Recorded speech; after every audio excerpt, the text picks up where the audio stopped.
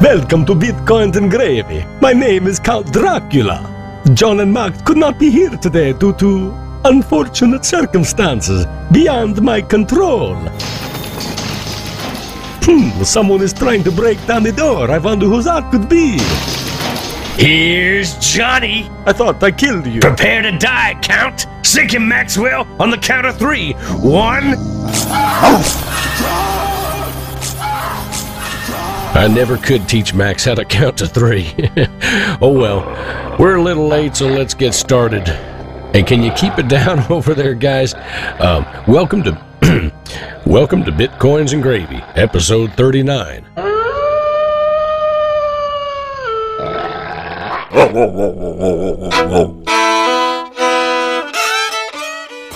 Welcome to Bitcoins and Gravy from East Nashville, Tennessee.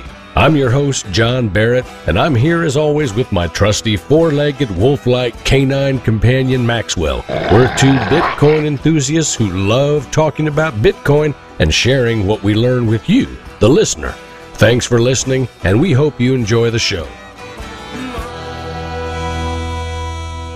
On today's show, I am thrilled to finally be interviewing Bitcoins and Gravy's biggest fan, Adaria. Adaria is a modern-day Renaissance woman, a writer, an artist, and a veritable think tank of creative ideas. She talks to us about art and dance and music, the importance of community, and how to be truly excellent to one another. Adaria shares with us her well-thought-out and extensive plans for an artist community, a village, a sanctuary called Creature Conduit Sanctuary. By living there and working there, you can earn a local currency called circuitry. Join us in a future where artists, engineers, and techies thrive together.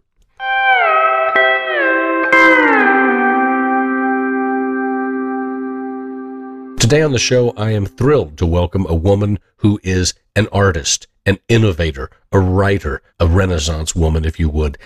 She is Bitcoins and Gravy's biggest fan.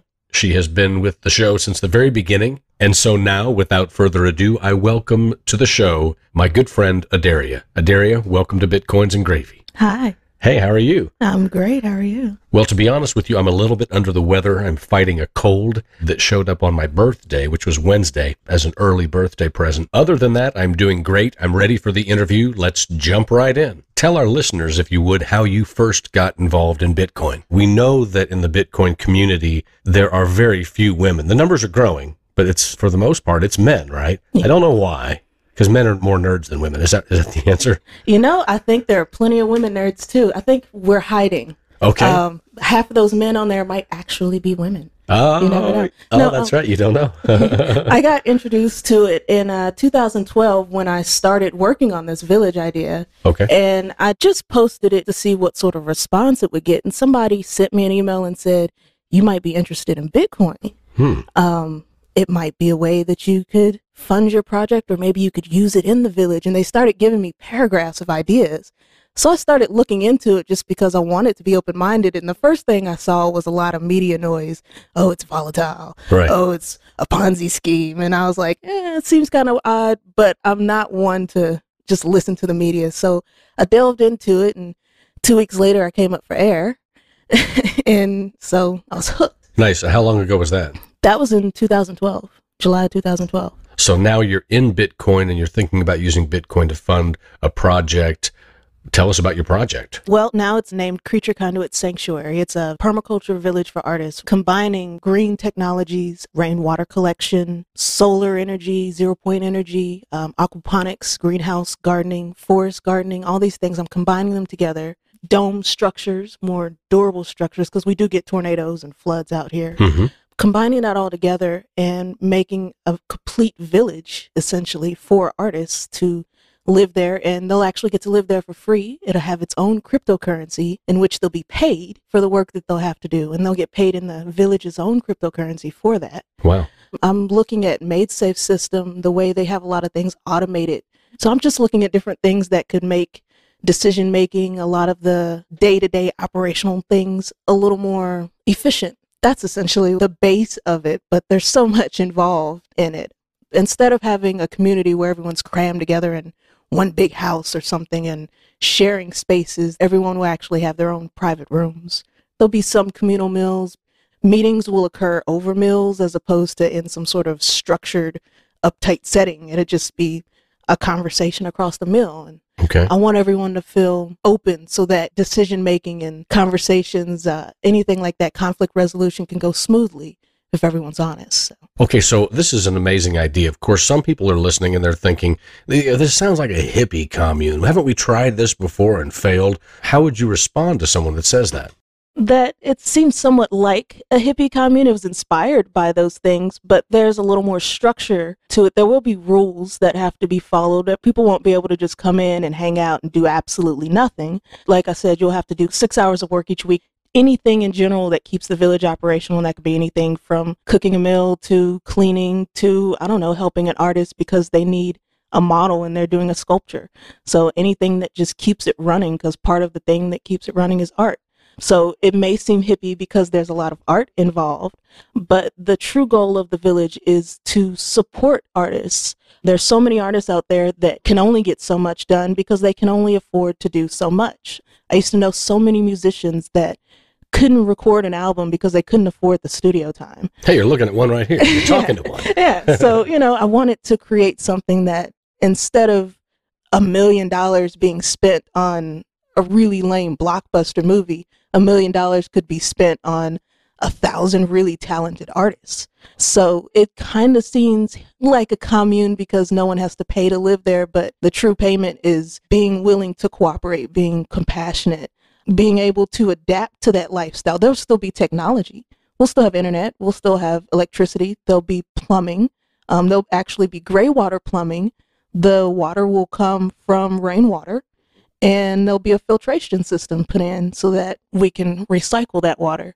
And instead of using composting toilets, I was actually looking at incinerating toilets. So now we normally don't talk about toilets on Bitcoins and Gravy, but I think this is worth it. An incinerating toilet. What exactly? Now, the person using the toilet, they don't get incinerated, do they? No. Oh, good. Basically, and I'm still researching this, so don't quote me 100%, but essentially the concept from what I understood was you use the toilet and it goes into a separate chamber, and that chamber seals off. And that sealed off chamber is incinerated. Wow. And then you just dump that ash. And since that's ash from organic matter, I imagine you could dump that on some plants. Well, I like the idea. Most people don't know that in foreign countries right now, because fertilizers are so expensive and the cost of fertilizers is going up so much every year, people need fertilizers because if you don't fertilize the crops, you can't get the same yield, right? So they are using urine. I know it's another uncomfortable subject here on Bitcoins and Gravy. Relax, everyone. Take it easy.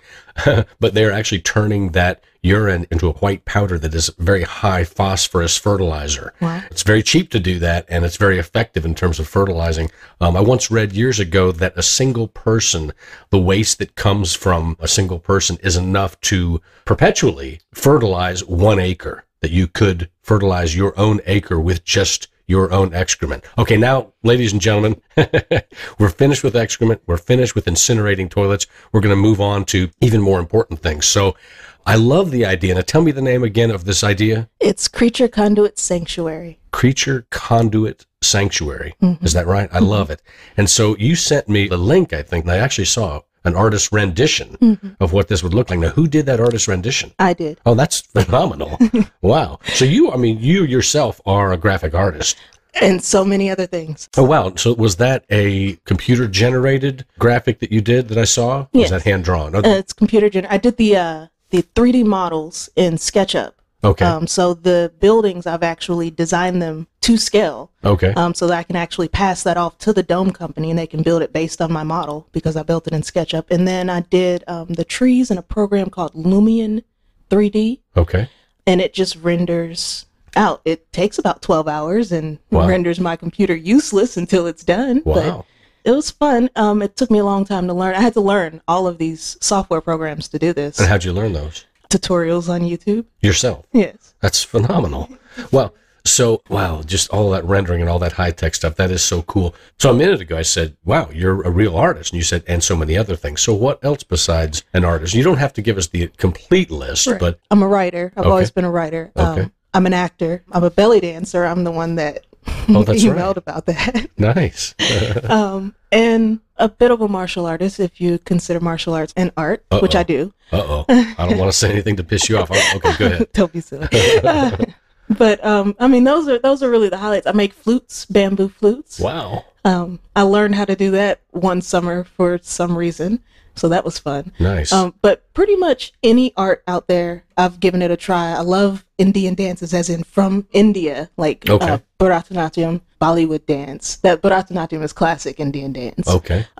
It's really dynamic. Now, how'd you get into that, and how'd you learn that? It started with a Bollywood movie called Lagan. I love Lagan. Yeah, That's an amazing movie. I saw that when it came out a number of years back at the Belcourt, and the night that they had that at the Belcourt, and they had an Indian buffet that they brought in that night for the showing of the movie. If anyone has not seen the movie Lagan, it's a musical, and it is brilliant. Yeah. It's set in India when it was still under British control, and the whole thing revolves around cricket. Yeah. The game of cricket. But they're playing it so that they wouldn't have 3 years of taxes. It was like a bet where they were like, and I think it was because they wanted to use the field, and the British said, the soldiers that were there said, if you win, you get 3 years of no taxes. But if we win, you owe us 3 times as many taxes for that much time. And they played hard. It was a very good movie, but there was a dance segment, the song about Radha and Krishna, when she's dancing and he's playing the flute and it's all of them out there.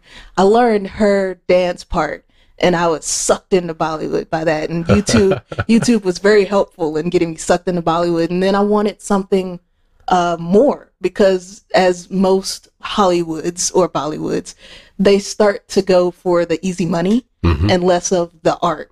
And so I started going back towards videos from the 70s and the 60s. And then I started getting into their classical form of dance. And I was like, oh, this is amazing. Wow. And that's actually kind of part of what made the village evolve into what it is, because I was looking for somewhere where I could learn to do this. And I came across communities in India where the artists live with their teachers. Okay. So that they can learn more than just what the teacher is teaching, but how the teacher lives. So Creature Conduit Sanctuary. Let's talk about funding. Let's talk about your hopes for bringing this off of the paper and into a real world space. I think you mentioned to me that somewhere in Tennessee would be a good option for it. Is that right? Mm-hmm. Okay. Mostly because this is where I live. But there is nice land out here, and the climate is what the village needs as far as rain and seasons and things of that nature. But for funding, to be honest, my focus has been on developing the presentation for the village. So my ideas for funding haven't developed as much as my idea for the village has. The furthest I've gotten with that is the story. I'm going to create a story. It's going to start off in text. It'll just be done in forms, and I'll have other writers write for their own character, almost like it's an RPG, a role-playing game. Okay. And I'll take the text, turn it into a comic, take the comic, use them as storyboards, and turn them into an animated series. Okay. My other ideas for funding is when MaidSafe comes out, I might start farming, because that's pretty interesting. I see that going pretty far, since it doesn't have a blockchain. It's like digital cash. Right. So that might get big. But beyond that, I haven't really thought into funding just yet. I just released that site, so my energy's been poured into that. Nice. Now that I can shift my energy to funding, I can start thinking of things, but I am open to ideas over on the website, because there's a forum for that. Now, what is the website again? CreatureConduitSanctuary.net. Okay, so CreatureConduitSanctuary.net. A great site. People can go there and they can learn about what you're doing, right? Yes. Now, do you have on the site already a QR code or a donation button of any sort? Not yet. That's something I need to do. You know, philanthropy in the Bitcoin community is huge and growing, and that's great. Nonprofits have found that the Bitcoin community is very open to helping them with their project. And this project sounds like something that the Bitcoin community really needs. The reason I say that is because going back to what Andreas Antonopoulos said to me when I spoke with him at the Texas Bitcoin conference last year, that we need in the Bitcoin community, we need artists, we need musicians, we need comics, we need people who can bring to the Bitcoin sphere everything that the sphere of the real world has. So to have artists like you, I think that's really exciting. And I think to bring other artists together and to have your own currency. Now, tell me the name of the currency again. It is currently called circuitry, spelled with a tree, Tree. Okay, circuitry, so, nice. It's a pun. Okay, now have you actually taken the step to create the currency, or is this just conceptual at this point? Currently, I made an asset on Doge Party and Counterparty. Okay. But when I do make the actual village's currency, I'll allow people to trade in their current Counterparty or Doge Party tokens for the village's currency, probably at 1-to-1. Okay, just to make I see. It easy. Now, how many people so far own any of this currency? I believe that I actually own some. Yes, that would make it 2. Nice. You're the first one. Yes. And it was for telling me about that typo. It's because I can't stand to have any typos in anything that I've written and released to the public. If there's a typo, I want it taken care of immediately. I'm the same. So, hey, maybe that's a way to incentivize some people to go to your site. Obviously, people are going to want to go to your site. Any artist who is listening is going to be excited about this. Yeah. There are some uber nerds out there. Okay, out there, raise your hand if you're an uber nerd or a geek. It's like all of a sudden, like 10,000 people's hands went up. All right. Well, okay, you can put your hands down now, guys. And the few girls that are uber nerds and geeks. No, guys and girls, you can put your hands down now. But artists, any artist who is listening to this, whether you're a visual artist or a performing artist who does dance, or an artist who creates music, whatever you create, go to the site. If you find any typos, there's a little forum on there. You just click on community, and one of the very top ones that'll say typos, and you just go in there and tell me what the typo is, tell me where it is, give me a link to it, maybe the sentence or whatever, make sure I can find it. You get 100 circuitry. So wow. There's a bounty on every typo, 100 circuitry. Now, when the village is up and running, which we have no idea how long this will take. It could take 5 years, it could take 10 years, who knows? It might take 1 year if somebody's really generous. That's right. Stephen Colbert might be nice. That's right. It's actually mentioned on the site. There are a few things I've already priced, just because I wanted to have an idea of how many I wanted to create as far as tokens were concerned. Okay. So when the village is working, there'll be a little bed and breakfast feature, and it'll be about 20 circuitry a night. Okay. So if you find a typo and I give you 100 circuitry, if you save that until the village is working, you can come stay for a week. Oh, I love that. That is great. Now, did you add this typo key on your site just because I brought up a typo? No, I added it because I've read the information so much that I can't see the typos anymore. Right. It's kind of a feature of being around. I guess that's why writers have editors. Right. It's because you read it, you revise it, and you read it, and you revise it. And eventually, your brain will fill in. Because if you write a word and you mix up the letters, but you keep the first and the last one in place, your brain will still read the word, right? Because it just fixes everything else in the middle. So yeah, those are neat. I've read some things like that online. Max Hernandez, who wrote Thieves Emporium, when I interviewed him and asked him about editing, he said in the business they say, well, how many editors do you need? And the answer is always one more than you have. So that's a good point. All right, so let's talk in a little bit more detail about the sanctuary itself. Let's say the sanctuary is built, and I believe it will be, and I were to spend a little bit of my circuitry, and I plan to come stay the night or stay for a couple of days. What would I find there? What do you envision that I would find there? Myself, I'm an artist. I'm a visual artist in my own right, a musician, jack of all trades in my own right. What would I find there? What do you envision it looking like from the day that I walk in or when I drive up the drive? Is the land around there being farmed? Is the land around there beautiful? Is it hilly? What do you envision? Knowing Tennessee, it probably will be hilly if I build it here in Tennessee. You probably have to get through a few hundred acres of a food forest before you actually get to the village. A food forest. I love that image, yeah. Yeah. You come in, there'll be hugel culture, I hope I pronounced that right, walls, where basically you put stumps down and you put soil on top of that and you can grow on top of that and it makes a raised bed. Kind of pyramidal or dome shape. And you'll pass through those because that's the wall of the village. It's not just the stone wall. It's growing food. How do you spell that? Hugelkultur. Hugel culture. Okay, so this is great. I love the imagery. So then you could pass the welcome dome. If you are renting a place, you'll want to go into this little welcome dome-shaped structure and it'll greet people. Somebody will probably drive you to where you're living in a little golf cart, little electric golf car.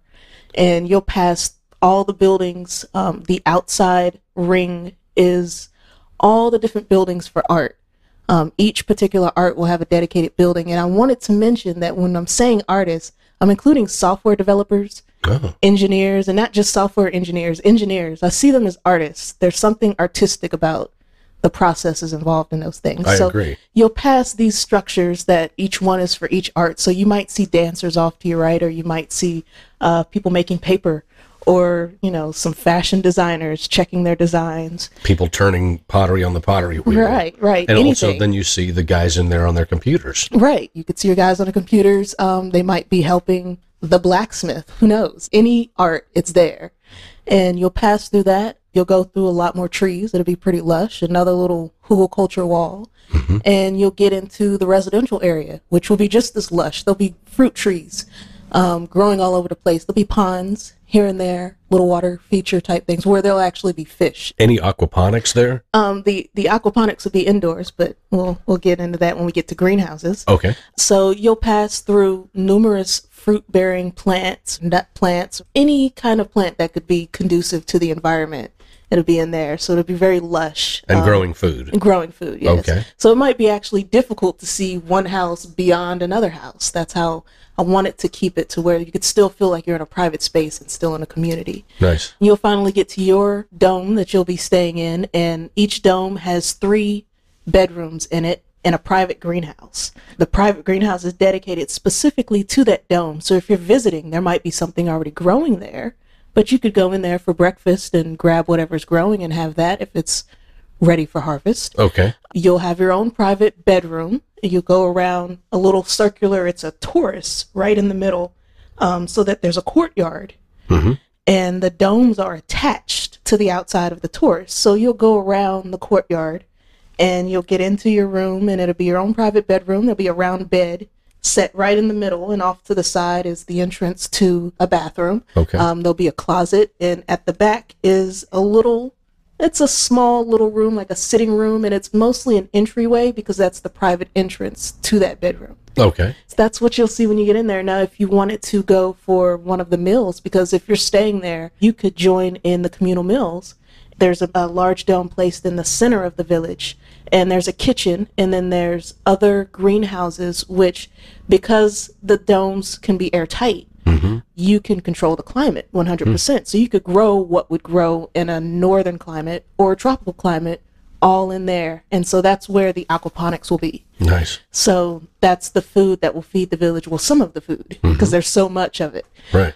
There'll be a system, which I might use MaidSafe for it, depending on how far that reaches, or I might use something similar, where you can actually go on, like you're going online, and select what you want from a menu, select any alterations that you might want, and then choose when you want that meal to be made. So if you're looking at it in the morning and you want to get all that out of the way because you have a long day, then you just pick what you want for dinner and when you're coming to get it. I like it. So now, will there also be a place where people can sit and eat together? Yes.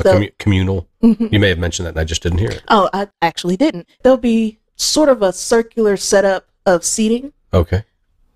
I like alliteration. I like it. A circular setup of seating. Yes. A round table in the middle, and then there'll be sort of picnic benches that are curved in a circle. It's just to optimize the area so that more people can sit. And I think I calculated it would probably sit about 200 or 300 people. Okay. So how many people do you envision living at the sanctuary at one time? I think the capacity is set to maybe 150 to 300. And how long can someone stay and work there? If someone was living there as a resident, then as long as they want. Okay. If somebody is coming to visit as far as the bed and breakfast, I think I'm going to limit it to 28 days. That way other people can have the opportunity to come and check the place out. Okay. And I know someone's thinking out there, what just crossed my mind is government, a board of directors, some group that can take care of problems if problems arise. Let's say there's some guy and he's been there for a while and he has a stroke and starts becoming verbally and physically abusive. And so we have to move this guy out. Some of the people want him to stay and take care of him. Some of the people want him to go. How is this resolved? For something of this nature involving an actual living person, or being for that matter, everyone would be involved in this discussion, or everyone that's concerned at least would be involved. And everyone would have to state their side, and it wouldn't be, 60% voted, so that's what we're going to go with. We all have to agree before anything happens, however long that takes. Mm-hmm. So if someone's saying that they don't want him there just because he's being abusive, Mm-hmm. but his, abusiveness is due to a medical situation, Mm-hmm. then perhaps, they need to be enlightened on a little bit of compassion in that particular matter. Mm-hmm. Or maybe they don't understand the full thing. And so Mm-hmm. it has to be discussed. Simple things, probably just be a vote. Okay. And we'd go with the average. And if there was like one person who just really didn't want it, why?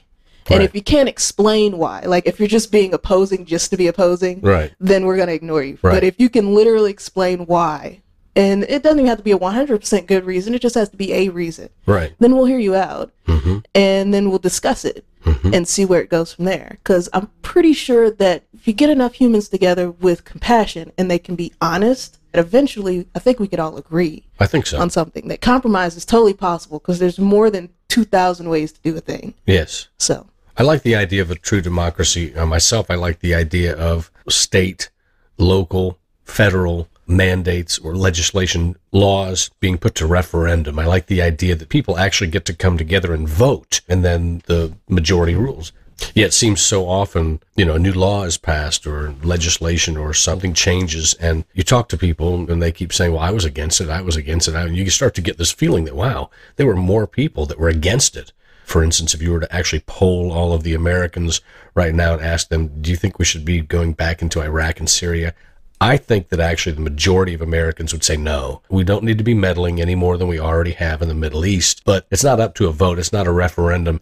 And so our continuing to do things like that, to me, is so unbelievably undemocratic, just the opposite of democracy. And so sad, and to think that when I paid my taxes, that some of that tax money is going to fund that just makes me sick, makes me angry. But I digress. Once again, listeners, I apologize. I will continue to be anti-war until the day that I die. Okay, so Adaria, let's see here. I feel like we have a pretty good picture of what the place looks like and a pretty good picture of what is going to go on there as far as art.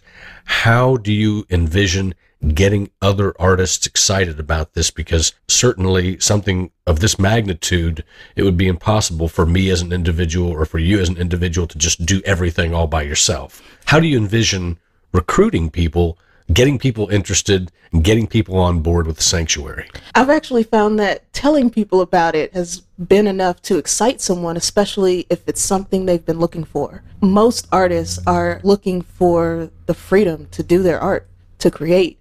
And many people who come across it see that opportunity that something like this could create for them, that, a place like this would let me, I only have to work 6 hours a week? Really? Just 6? So the entire week would be free for me to do anything, So, my art, right? And so seeing that, a lot of the times, just telling people about it, there's a lot of videos that I'm going to release that will be walkthroughs of the 3D models, and that might spark some interest. Mm-hmm. But so far, my idea is doing things like this. I'm going to try to get as many interviews as I can and tell as many people about it as I possibly can. I love it. It's somewhat like if you build it, they will come. When I first mentioned this idea, it was under a completely different name. And I just put it online just because it was a stand-in name. And I just stuck it on a website just to see what people thought. I have an idea for a community. What do you think? And I was flooded with emails Wow. Mm-hmm. from that. And I still get emails from, I don't know how they find me. And I asked them, where did you find this? And they was like, I don't know. It was on a blog. Yeah, they say once it's on the internet, it's there forever, right? In some way. There's no erasing anything. You can't hide it or bury it. The harder you try. Right. So I still get people who are interested, and I just send them to the website. Well, that's great. Another thing I'm wondering about the artists that are living there and working there, the work that they produce, it seems to me that some of that work should benefit the sanctuary. Here in the United States, we're split in terms of helping people out and not helping people out. The humanitarians among us say, yes, of course, we always need to be able to set money aside, and we all need to be willing to give money to the elderly, the mentally infirm or incapable, to children who don't have anyone to take care of them. If you live by the philosophy of humanitarianism, then of course you agree we need to be able to help people, and we need to have a culture that encourages that. On the other side, there are people that say, no matter who you are, you have the same opportunity that everybody else has. Pull yourself up by your own bootstraps. Well, not everybody is born with the same opportunities. In fact, some people were born with such a wall toward progress in front of them that they never can move beyond where they are. Education is a huge factor. Poverty is a huge factor. Health is a huge factor. Diet is a huge factor. People born without those in a deficit situation have a really difficult time. So that is all for me to say.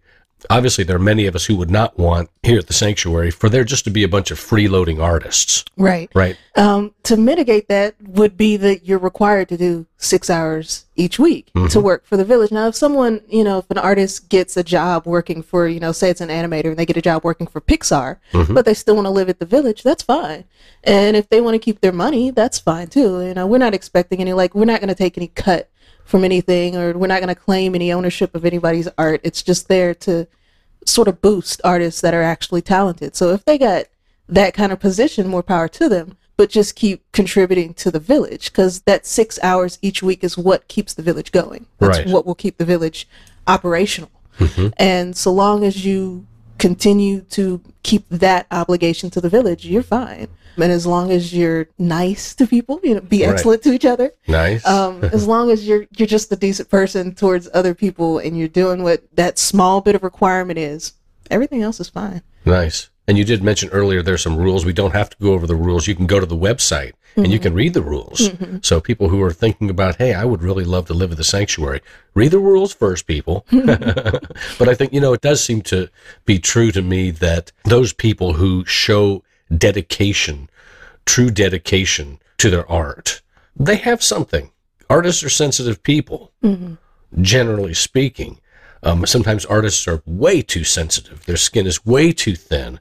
They're way too easily offended, or the world just breaks their heart on a regular basis. And that's okay. I think that's part of being an artist, that you are a sensitive individual, that you are sensitive to the world around you. That allows you to express what you see well, whether it's in dance or whether it's visually or whether it's in music or whatever medium you're working in. That sensitivity helps and an ability to express. So I can tell just from talking with you that you're a very sensitive person. I can see from your website and from the graphics there and from the writing that you are very talented at what you do. Oh, thank you. Yeah, and I think that this thing is going to fly. I'm really excited about it. I am too. Yeah. It's been bursting from me for 2 years. It's taken me 2 years to do this, and I've kind of shut myself in. Well, I definitely know what you mean. I've been guilty of shutting myself in for long periods of time and not coming out and not showing my face. That just happens, right? The two kinds of people that I know who are very inclined to shut themselves in, close themselves off, are artists and techies, right? Okay, so anyway, let's talk for a minute about rules. You'd mentioned it before. There are rules. The sanctuary is not without rules. So tell us a little bit about some of the rules, if you would. It's really just, like I said, be excellent to each other. Yes. It's mostly based on compassion. It's the only requirements are those 6 hours. There's going to be a rotating thing. And oddly enough, this was inspired by jury duty. It's kind of a rotating thing where 3 people each week will go around and do inspections of the jobs that were done. Okay. And basically they just go through with a little checklist and go, yep, they did indeed clean these bathrooms. They can be paid now. And you get paid for doing that. That's your other requirement, is you have to be on the rotation. Those are 2 primary requirements. And then another requirement is showing up for just one of the meetings. The meetings will be during meals. And so there'll be 3 meetings. That way people can make it. So it'll be breakfast, lunch, and dinner. Okay. A meeting for each one. And it's just Wednesdays. Every Wednesday. And other than that, there's no requirements other than just be compassionate. So there will be a common sense thing where, since your water supply comes from rainwater and it's filtered and that's what you're drinking, you probably don't want to put chemicals in that. You probably don't want to have a chemical shampoo or anything of that nature. You might want to go natural. That would be something to consider before moving into the village. Other than that, it's just be a nice person. Yes. Don't go stealing from everybody. What do you need? Tell us what you need, and we'll see if we can give it to you. Violence will obviously get you kicked out. We're going to be nonviolent. We'll have martial arts. And it would be nice if all of the artists there would actually learn so that way they could defend themselves if anything went wrong. Zombie apocalypse? I'm kidding. Zombie apocalypse are just a bunch of crazed rednecks from the hills of Tennessee decide they're going to take over the complex, and then they just get their asses kicked sideways. That'd be hilarious. I hate to do this to you fellas, but that'd be sweet. Imagine if there was a redneck zombie apocalypse. I'm seeing a movie now. I think the only thing worse would be like a New Yorkers zombie apocalypse. And they'd all have that accent instead of like, it'd be like, whoa, whoa. It'd be horrible. Oh, goodness. Oh, that's hilarious. Oh, man. But, I mean, the things that would get you kicked out of the village would be violence. Right. Something of that nature. So, we'll be nonviolent. Nice. So as we finish up the interview today, Adaria, what would you like to say to artists worldwide? These could be artists in Mexico. These could be artists in the Netherlands, artists in New York City, in China, that might want to come and live and work at the sanctuary. What message do you have to give to these artists? There are already lots of villages similar to this in the world, art villages, but a lot of them only focus on one sort of art, just for dancers or just for actors, things of that nature. Okay. This one will be for every artist, and I feel like something unique can come from that. And like I said, it will include engineers, software developers, martial artists. There's an interesting dynamic. When I was in school, there were a lot of engineers and artists. That was the primary demographic. Mm-hmm. And when you put those two things together, you get this really creative ingenuity from both parties. So what I'm creating, it might sound ambitious, but it could be the beginning of the next golden age of art. Nice. I've included a lot of features that consider more than just the tools that are necessary to create the art, but also the tools that are necessary to make a healthy artist. Because a talented artist is so much more talented if they're in full health, if they had some nice sleep, if they had a little bit of physical therapy. If you're a dancer, you might need a hot tub. Nice. So you might throw that in. In the green spaces, there's a disconnect from that. Like if you live in the suburbs, I live in the suburbs. Mm-hmm. I can't see the sky really at night. I never get to see shooting stars or anything because too many streetlights. Yeah. So the village will have bioluminescent plants or low power LED lights at a low level so people can see where they're going. Nice. So there'll be a lot of unique features at this village, and it'd be pretty cool to be there. Yeah. So happy, healthy artists, and not just a group of happy, healthy painters that live in a painter's community somewhere, or dancers that live in a dancer's community, but a variety of artists from around the world, let's say, or a variety of artists who are creating many different kinds of art. I love it. Adaria, I know that I'm going to get a lot of great feedback by way of SoundCloud, like I always do, and by way of Let's Talk Bitcoin there on the comments afterwards. And of course, if you will please, before we close, let our listeners know the best way that they can get in touch with you.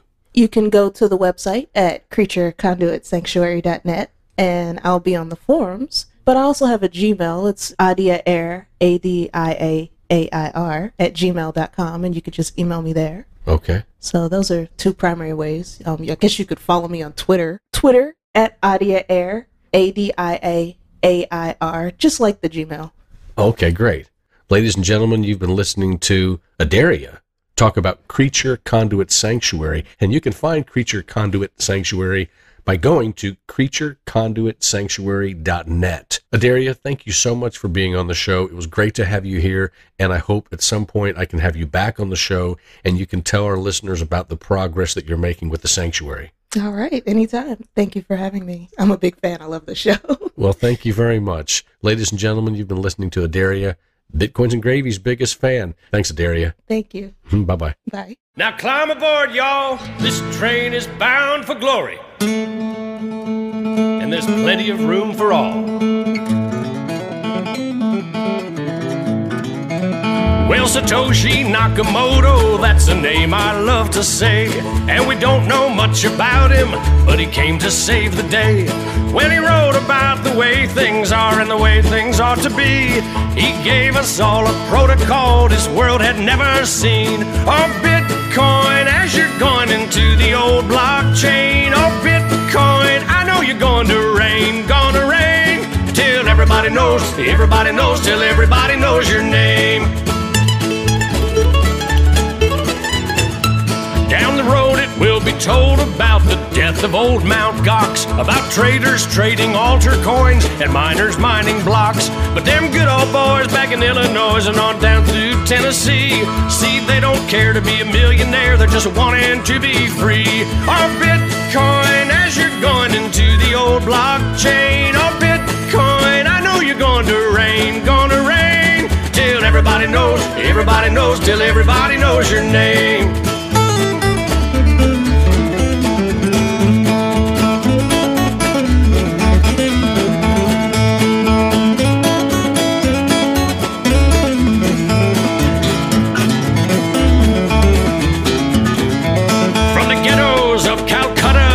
Halls of Parliament, while the bankers count our money out for every government.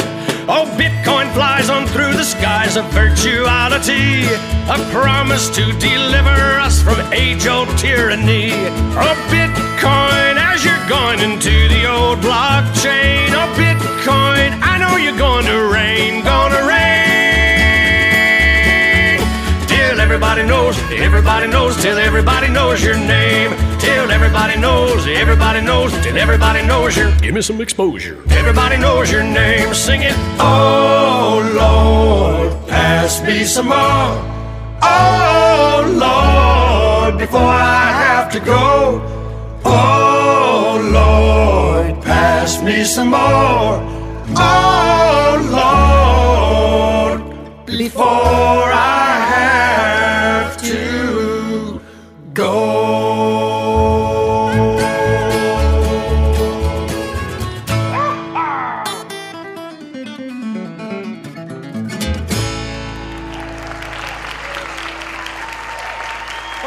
Thank you, East Nashville. Y'all be good to each other out there, you hear? Hello everyone, this is Count Dracula again, back from the dead. I do not know if you have heard, but today we have a magic word. And the magic word is blood. As in, I want to suck your blood. B-L-O-O-D, blood. I would love to stay for a drink, but I must fly.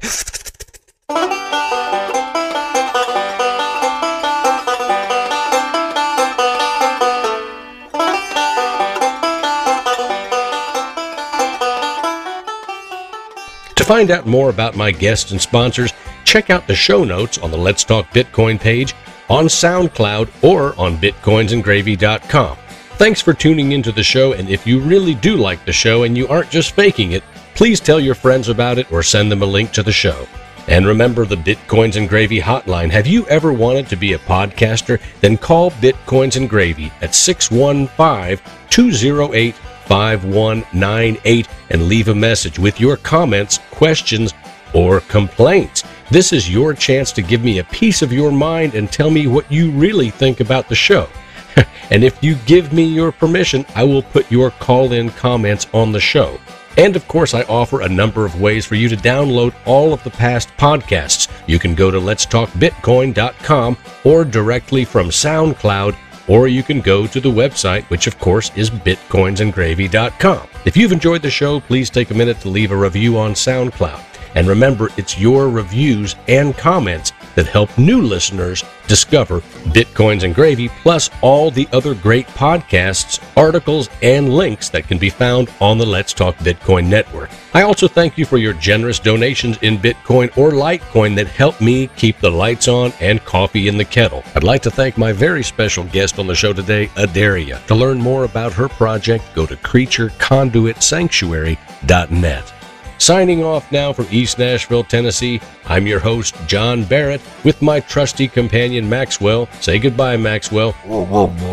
Wishing you all a great week. Y'all be good to each other out there now, and remember, the only thing necessary for the triumph of evil is for good men and women to do nothing.